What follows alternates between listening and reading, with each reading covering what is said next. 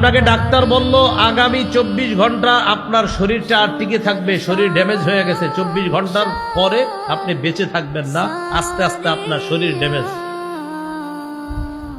এই 24টা ঘন্টা আপনার কি অবস্থা হবে আপনি একটু চিন্তা করেন তো। বাসায় আসলেন, আসার পর আপনার আব্বা আপনাকে বকাঝকা শুরু করলো, আপনি আপনার আব্বার দিকে হাসি মুখে তাকায় থাকবেন, কেন? আব্বা বকেন, 24 ঘন্টা পর আর পাবেন না।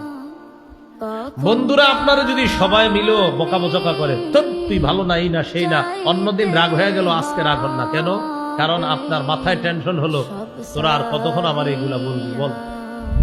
আপনার ভাই বোন, আপনার আত্মীয় স্বজন সবাই আপনারা আজকে জ্বালায়, কিচ্ছু বলেন না, কারণ আপনি তাদেরকে বলেন নাই যে 24 ঘন্টার মধ্যে আমার শরীরটা আস্তে আস্তে ড্যামেজ হয়ে যাবে, আমি দুনিয়া থেকে বিদায় নিব।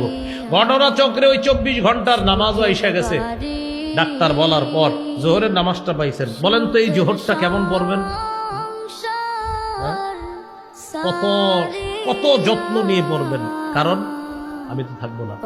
আসর কত যত্ন নিবেন, মাগরিব কত যত্ন, এশা কত যত্ন।